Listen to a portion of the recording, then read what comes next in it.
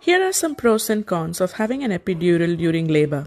An epidural might just be the answer for you if you're laboring for hours or days and need some rest in between. An epidural also numbs you below your waist, and therefore you wouldn't need any further numbing medication in case you have a tear which needs a repair.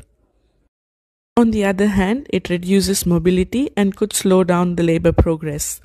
While it can work fantastically for some women, it might not for others. It takes about 10 to 20 minutes to be effective from the time it's administered.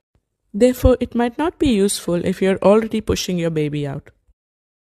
It can also have some rare side effects like drop in blood pressure, nerve damage, long-term backache and headache, etc.